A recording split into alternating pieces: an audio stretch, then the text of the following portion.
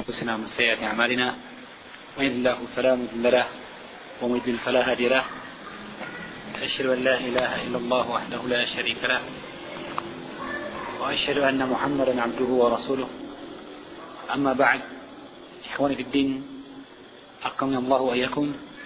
Alhamdulillah kita masih dalam pembahasan tentang penyelenggaraan jenazah dari kitab Al-Wajiz di Fiqh Sunnatul Kitab Al-Aziz, dan telah kita dapatkan dalam pembahasan yang lalu seputar tata cara mensolatkan jenazah.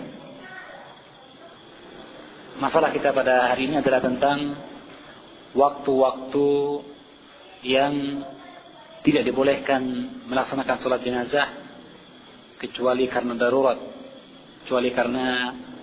darurat, keterpaksaan. Syekh menjelaskan dalam pembahasan wala tajuzu as-salatu 'ala al-janazah fil awqat allati tuharramu as-salatu fiha illa ad-darurah atau illa lid-darurah. Tidak dibolehkan salat jenazah pada waktu-waktu yang diharamkan salat padanya. Tidak dibolehkan salat jenazah pada waktu-waktu yang diharamkan salat padanya kecuali karena darurat. Dan waktu yang diharamkan itu ada 3 atau 5 waktu, seperti yang disebutkan dalam hadis Uqbah bin Amir, Sahih riwayat Muslim, Abu Daud, Tirmidzi dan An-Nasa'i, bahwasanya beliau berkata, 3 sa'atin kana Rasulullah sallallahu alaihi wasallam yanhana an nusalliya fihinna atau an naqbura fihinna mautana.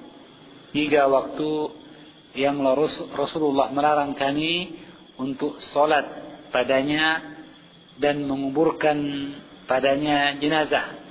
Jadi diharamkan salat, dilarang salat, dan dilarang pula menguburkan jenazah. Hina tatlu asy-syamsu bazighatan hatta tartafi'a, ketika matahari terbit, bazighatan dengan terbitannya, ketika dia terbit, bazagha syams, hatta tartafi'a, hingga dia terangkat maksudnya terangkat seperti yang disebutkan dalam hadis Ibnu Umar, yaitu qadra rumhin, setinggi tombak atau lembing kecil.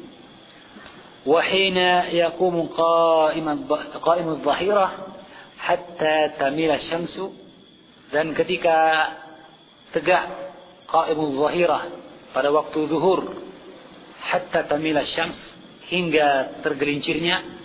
Wa hina tadhifu syams atau tatadayyafu syamsu lil ghurubi hatta taghruba, dan ketika matahari condong untuk terbenam hingga terbenamnya. Baik, hadis Uqbah bin Amir ini adalah hadis yang mauquf lahu hukmul marfu', hadis yang mauquf dari perkataan Uqbah bin Amir, tetapi ia menyandarkannya kepada Nabi dengan kalimatnya kana yanhana fiha Rasulullah, ya, kami dilarang oleh Nabi sallallahu alaihi wasallam, menunjukkan bahwa dia adalah hadis yang sah untuk diamalkan dan menunjukkan kepada kita bahwa 3 waktu ini adalah waktu yang terlarang untuk salat.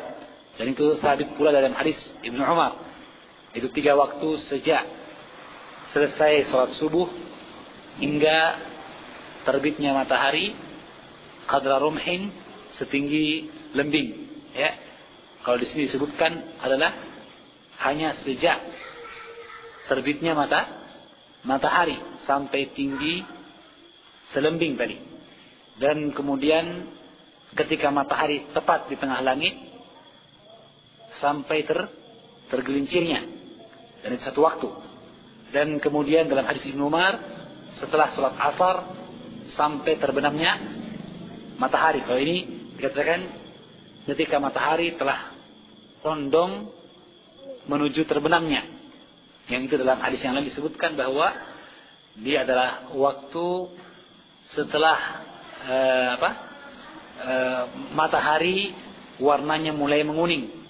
Hina tasfarru syamsu, ketika matahari sudah mulai menguning cahayanya, bukan lagi putih, ya. Yang biasa tatadayyafu lil ghurub, sudah cenderung menuju terbenamnya. Jadi itu 3 waktu. Tetapi kalau dibagi, hakikatnya 5 waktu. Hakikatnya 5 waktu. Yaitu waktu zuhur 1 waktu, waktu setelah salat subuh yang pertama, dan ketika terbitnya matahari sampai selembing yang kedua.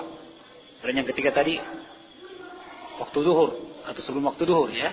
Dan yang keempat adalah setelah salat asar, dan yang kelima adalah terbenamnya matahari. Jadi itu waktu-waktu yang terlarang untuk salat. Dalam hadis Uqbah bin Amir disebutkan bahwa dia adalah waktu yang terlarang salat dalam bentuk umum, salat apa saja, dan juga adalah waktu yang dilarang untuk menguburkan jenazah. Waktu yang terlarang untuk menguburkan jenazah. Tetapi tentu saja kita mengetahui dalam pembahasan yang lalu seputar salat wajib, bahwa 3 waktu yang terlarang ini atau 5 waktu yang terlarang ini adalah terlarang dalamnya salat-salat nawafil al-mutlaqah. Yang terlarang adalah salat-salat sunnah yang mutlak. Adapun salat wajib yang dia qada atau ada, ataupun salat wajib dalam bentuk menunaikan pada waktunya atau mengganti, ya, atau salat-salat sunnah nafilah zawatil asbab yang karena sebab, maka yang rajih, yang kuat dari pendapat para ulama, bolehnya pada 3 waktu atau 5 waktu yang terlarang itu, ya. Sekali lagi, yang terlarang adalah salat nawafil mutlaqah, salat nawafil nafilah sunnah yang tidak ada kaitannya dengan sebab tertentu, seperti salat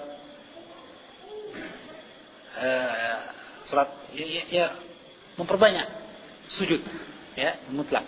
Adapun salat karena sebab, seperti salat tahiyatul masjid, salat wudu, ya, atau salat yang lainnya, seperti salat istikharah bagi yang melihatnya, salat tersendiri, kemudian salat apa lagi?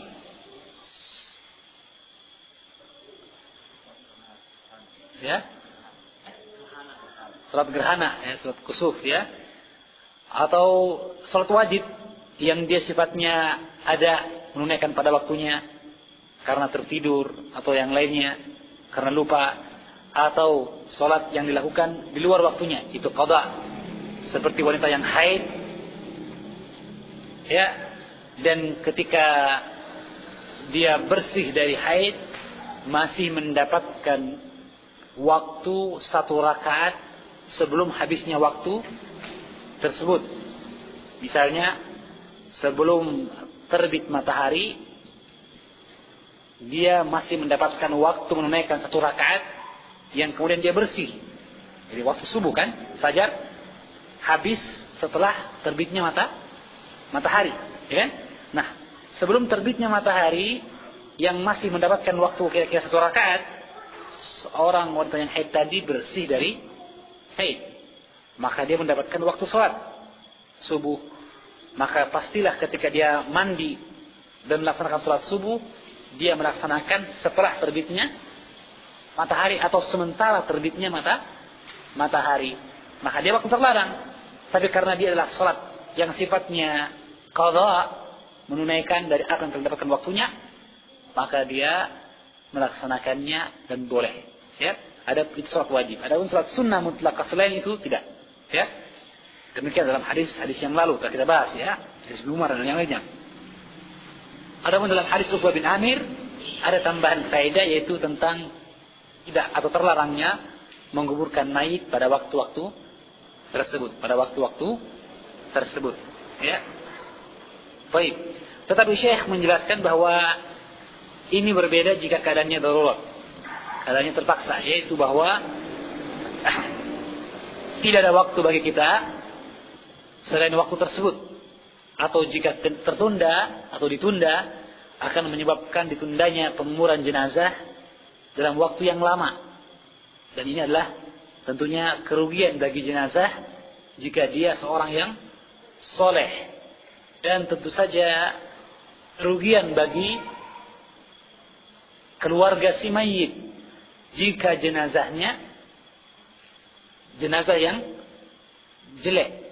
Ya, berkaitan dengan khutbah yang tadi tentang kita mencari sahabat yang baik dan menghindarkan diri dari sahabat yang jelek. Sampai setelah wafatnya pun kata Nabi, asri'u bil janazah, segerakan jenazah itu dikuburkan. Fa in yaku khairan, jika dia adalah jenazah yang baik, fa khairan tuqaddimunahu ilaiha, maka dia adalah kebaikan yang engkau berikan kepada jenazah tersebut. Wa in taku syarran, dan jika dia jelek, fa syarrun tad'unahu an riqabikum, maka kejelekan yang engkau lepaskan dari pundak-pundak kamu. Jadi sampai jenazah pun ketika dia jelek, setelah wafatnya pun disegerakan. Kenapa? Karena kita menjauhkan dari diri kita kejelekan. Ya. Maka karena itu, jika keadaannya kemudian jenazah wafat misalnya setelah duhur, atau waktu asar, maka ketika itu ingin segera dikuburkan dan disegerakan dikuburkan, maka tentunya boleh dikuburkan ketika itu lil hajah, karena adanya hajat, karena adanya darurah. Wallahu a'lamu bissawab. Baik, demikian disebutkan dalam pembahasan tentang hal ini. Jadi ini adalah waktu-waktu yang tidak dibolehkan pada asalnya salat jenazah kecuali karena darurat. Wallahu a'lamu bissawab. Selanjutnya, fadlu salat ala jenazah wa ittiba'uha, atau fadlu salat ala jenazah wa ittiba'iha, keutamaan mensalatkan jenazah dan keutamaan mengantar jenazah. Dalam hadis sahih Muslim dari Abu Hurairah radhiyallahu taala anhu, an Nabi sallallahu alaihi wasallam qala, dari Nabi beliau bersabda, man shalla ala janazatin wa lam yatba'ha falahu qiratun, fa in tabi'aha falahu qiratan. Barang siapa mensalatkan jenazah dan tidak mengantarnya, falahu qirat, baginya satu qirat.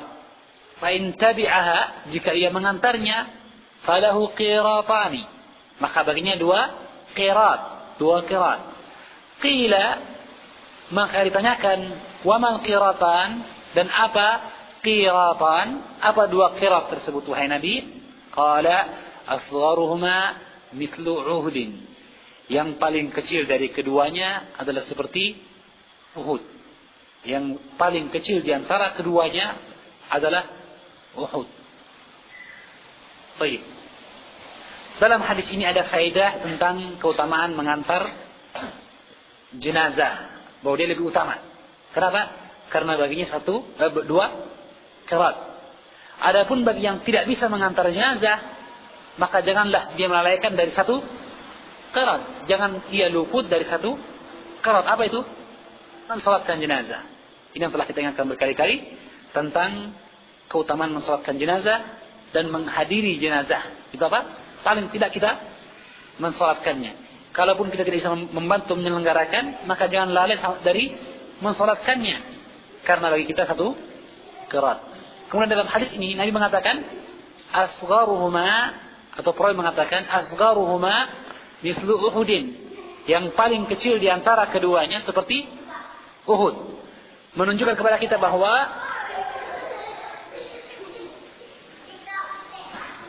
antara satu qirat, antara qirat yang pertama dengan qirat yang kedua ada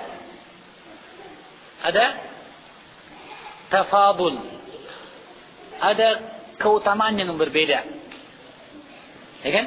Jadi qiratnya bukan qirat yang sama, tetapi berbeda.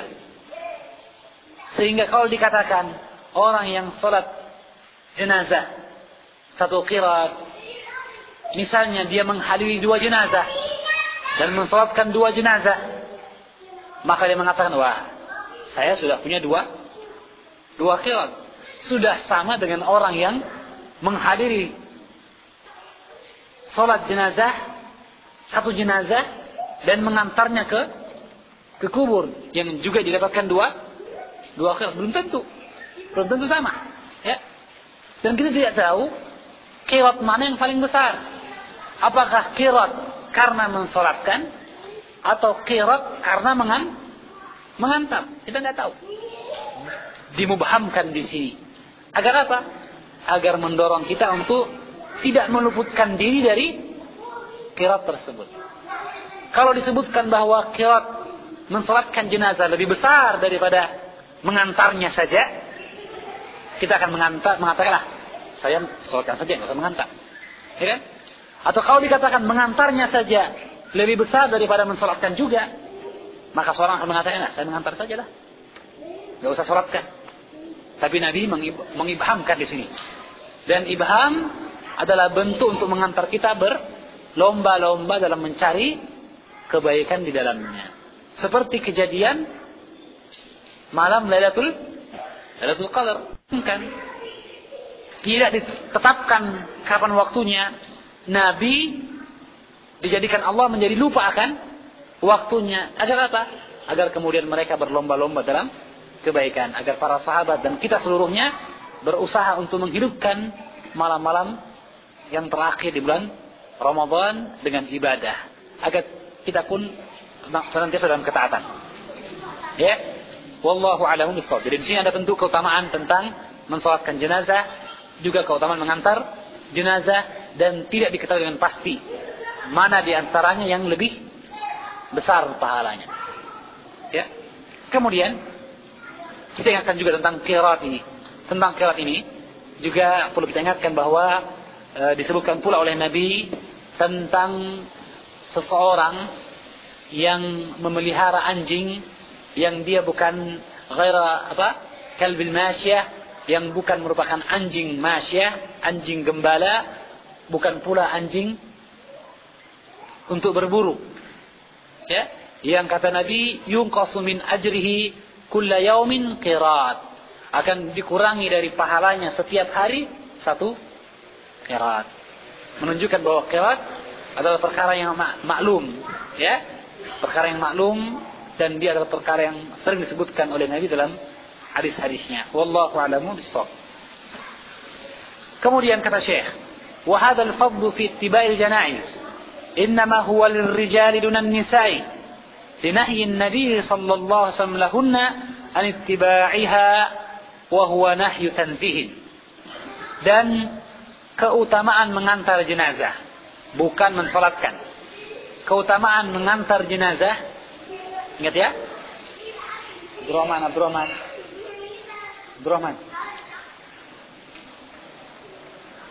Keutamaan mengantar jenazah, ya. Ini hanyalah bagi laki-laki, bukan untuk wanita. Kenapa? Karena adanya larangan dari Nabi bagi para wanita, meskipun larangannya dalam bentuk tanzih, artinya makruh tanzih, bukan haram. Artinya jika ditinggalkan, wanita mendapatkan pahala. Dan jika ia juga mengantar jenazah, maka ia tidaklah berdosa. Yang jelas, tentunya selama niatnya adalah untuk menyiapkan kepada kematian.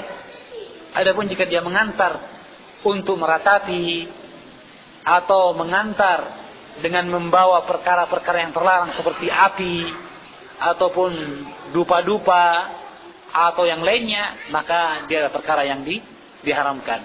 Adapun hadisnya adalah hadis Ummu Atiyah radhiyallahu taala anha, sahih Bukhari Muslim. Ia berkata, nuhina an ittiba'il janaiz wa lam yu'zam alaina.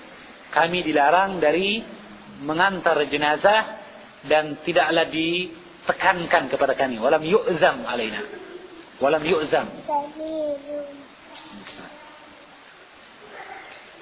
Wa lam yu'zam alaina. Menunjukkan kepada kita bahwa dia larangan yang tidak begitu keras, atau bukanlah larangan yang sifatnya haram. Adapun tentang solatnya, maka disolatkan. Adakah dalil tentang solat jenazah bagi wanita?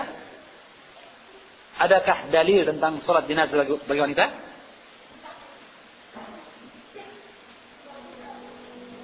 Ada. Ya, hadis apa itu? Ya, hadis Aisyah radhiyallahu taala anha.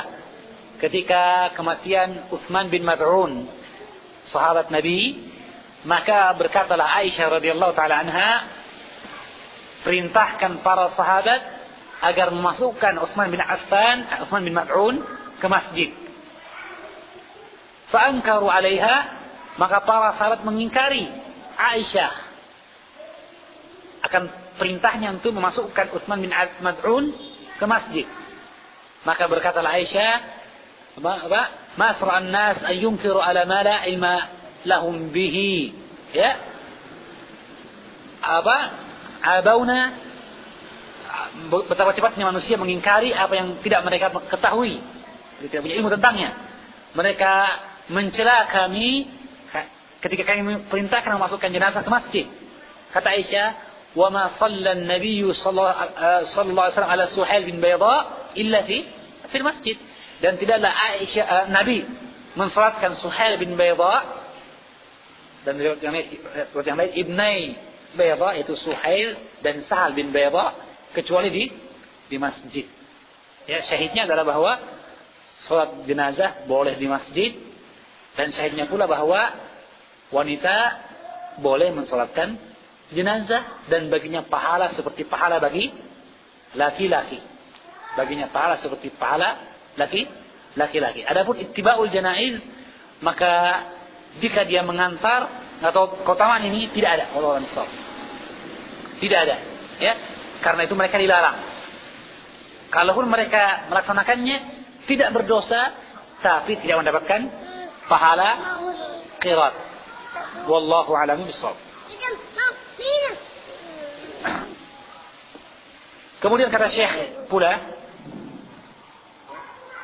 wala yajuzu an tuttaba' al-janaiza an tuttaba'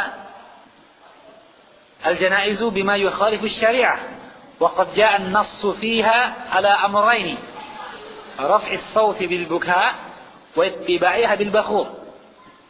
Dan tidak boleh mengantar jenazah dengan apa yang menyelisih syariat.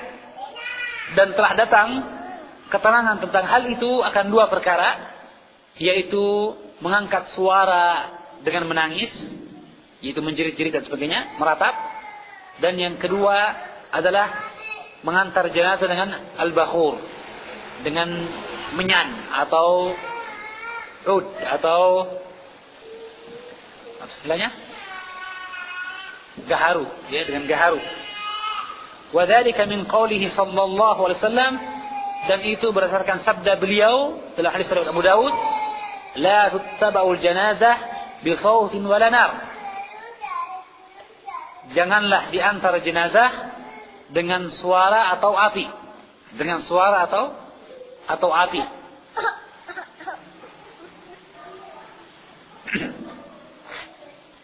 Dengan suara maksudnya adalah apa? Itu dengan ratapan tangisan, ya. Tetapi para ulama menyebutkan di antara bentuk mengangkat suara yang terlarang adalah bentuk-bentuk mengangkat suara yang menyelisih syariat, seperti zikir, ya, berzikir ketika diangkatnya jenazah tersebut, ya. Dan yang banyak terjadi pada sebagian kaum muslimin di wilayah Lebanon, ya, atau Palestina adalah bahwa jenazah jika diangkat maka apa? Dilempar-lempar ke atas, ya kan? Kemudian setelah itu diteriak-teriak, ada yel-yel yang mengiringi jenazah tersebut, ya. Makanya perkara yang juga masuk dalam keumuman dilarangnya mengangkat suara. Mengangkat suara. Kenapa? Ketika jenazah dibawa menuju kuburnya, maka bahkan di awal Islam disyariatkan untuk berdiri bagi orang yang duduk. Kemudian mereka mengingat dengan itu adanya kematian. Hingga disebutkan oleh para ulama di antara bentuk disyariatkannya jenazah dipikul di atas pundak-pundak dan bukan dengan kendaraan adalah bahwa ketika orang membawa jenazah lewat, maka orang yang melihatnya pun teringat akan kematian. Dan Nabi mengatakan, "Aksiru dzikra hadzimil ladzat al-maut." Perbanyaklah mengingat penghancur kelezatan, yaitu kematian. Ya. Makanya faktor yang menunjukkan kepada kita bahwa kalau begitu, ketika dibawa jenazah, hendaklah dibawa dengan tenang, bukan dengan suara yel-yel ataupun dikir-dikir atau teriakan protes, meskipun mungkin katanya bagus, itu apa? Membangkitkan semangat perlawanan terhadap orang-orang Yahudi, ya. Tetapi khairul haji Muhammadin sallallahu alaihi wasallam, ya. Maka sesungguhnya dikatakan oleh Syekh, mengangkat suara dengan zikir di depan jenazah merupakan perkara bid'ah. Diriwayatkan oleh Imam Al-Baihaqi dari perkataan Qais bin Abbad, kana ashabun Nabi sallallahu alaihi wasallam yakrahuna raf'as sauti indal janaiz. Adalah para sahabat membenci mengangkat suara ketika jenazah. Indal janaiz, ketika jenazah, ya. Ketika mengantarnya atau ketika kejadian jenazah itu sendiri, ya. Dan mengangkat suara seperti tadi disebutkan, dia adalah bentuk umum, baik dalam bentuk meratap atau yel-yel membangkitkan semangat, atau mengangkat suara dalam bentuk menyebutkan kebaikan-kebaikan jenazah yang disebut juga na'yu, an-na'yu, atau bentuk mengangkat suara dengan zikir-zikir, ya. Bahkan kata Syekh, di antara bentuk kerusakannya adalah wali anna fihi tashabbuhan bin nasara, karena bentuk perkara ini juga ada bentuk menyerupai orang-orang Nasrani. Fa innahum yarfa'una aswatahum bi syai'in min anajilihim wa adkarihim ma tamtiti wat talhin wat tahzin. Karena sesungguhnya mereka orang-orang Nasrani ketika mengantar jenazah, apa yang mereka lakukan? Mereka mengangkat suara mereka dengan sedikit atau bacaan-bacaan Injil. Bacaan-bacaan Injil. Atau zikir-zikir yang lainnya dengan tamtid, dipanjang-panjangkan, talhin, ya, didengung-dengungkan, dan tahzin, dan disedihkan. Makanya perkara yang batil. Ya, termasuk dari bentuk tasyabbuh adalah apa? Mengkhususkan pakaian tertentu ketika mengantar jenazah. Jika orang Yahudi dengan baju hitam, maka sebagian orang lain menggunakan baju putih. Orang Gorontalo maksudnya, ya. Baju putih khusus, baju putih, ya. Maka ini pun adalah bentuk pengkhususan yang menunjukkan mungkin tujuan mereka adalah berkabung. Hitam tanda berkabung, ya kan? Nah, sebagian orang mengatakan tidak, lawan saja kalau hitam berkabung kita pakai yang putih supaya suci, ya. Maka ini pun adalah bentuk kebatilan, membantah perkara bid'ah dengan membuat bid'ah yang baru. Sesungguhnya tidak ada aturan tentang pakaian ketika mengantar jenazah. Yang penting dia dipakai atau dikenakan pakaian yang sesuai dengan syariat di dalamnya, ya. Baik. Wa aqbahu min dzalik, dan lebih jelek dari itu adalah tajyi'uha bil azafi 'ala al-alatil musiqiyah, adalah mengantar jenazah dengan lantunan dari alat-alat atau iringan alat-alat musik, ya, jadi trompet atau ya defile, ya, dan sebagainya. Amamaha, di depannya, azfan hazina, dengan melodi atau irama lantunan lagu sedih, ya. Kan ada kata mereka istilahnya apa? Lagu-lagu berkabung, lagu-lagu sedih, ya. Kama yuf'alu fi ba'dil biladil islamiyah taqlil lil kuffar wallahu musta'an. Seperti yang terjadi pada sebagian negeri-negeri Islam, mencontoh adat istiadat orang-orang kafir, ya. Makin terlarang, ya. Semakin terlarang lagi. Jika zikir yang di asalnya kebaikan dikhususkan dengan jenazah terlarang, apalagi musik, ya. Seperti disebutkan dalam syair yang dinukilkan oleh Imam Ibnul Jauzi dalam kitabnya Talbisul Iblis, ya. Yuhanu masajidana wa tukramu bimithli hadzal bi'u. Ya, bahwa dihinakan masjid kita dengan lagu-lagu seperti itu. Sedangkan wa tukramu bimithli hadzal bi'u. Bimithli hadzal bi'u. Sedangkan apa? Bi'u. Sedangkan bi'a yaitu kastil, kuil-kuil, sawami itu dimuliakan dengan nyanyian-nyanyian. Artinya orang Yahudi dan Nasrani, mereka dalam beribadah kepada Allah dengan nyanyian, dengan lagu-lagu, lantunan irama dan ayunan nada-nada, ya kan? Itu pada mereka, orang Yahudi dan Nasrani.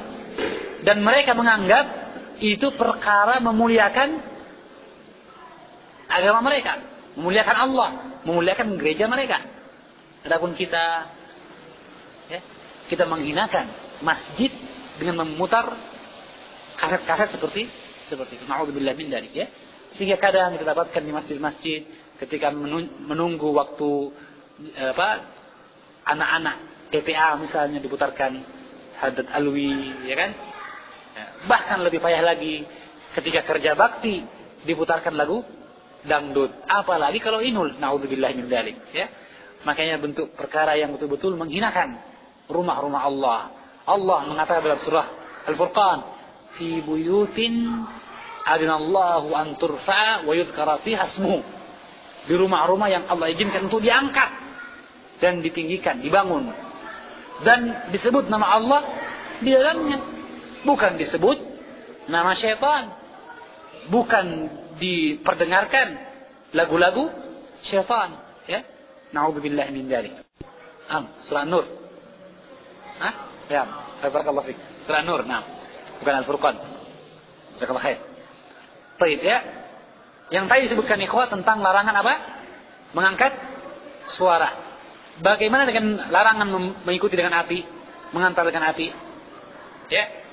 Mengantar dengan api maksudnya adalah bentuk yang tadi disebutkan, yaitu dupa-dupa atau gaharu yang dibakar dengan api, ataupun termasuk juga membawa api-api tertentu, ya. Meskipun dia misalnya api abadi atau obor maraton, tidak boleh, ya.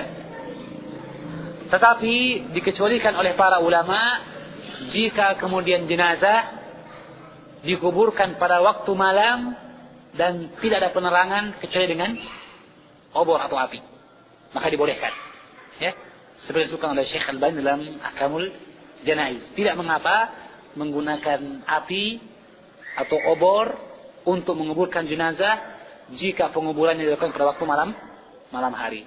Adapun pada waktu siang hari tidak ada hajat dan merupakan bentuk pelanggaran terhadap larangan Nabi sallallahu alaihi wasallam dalam riwayat Abu Daud yang tadi kita sebutkan. Baik, sampai di sini ada pertanyaan dari ikhwah seputar masalah mengantar jenazah.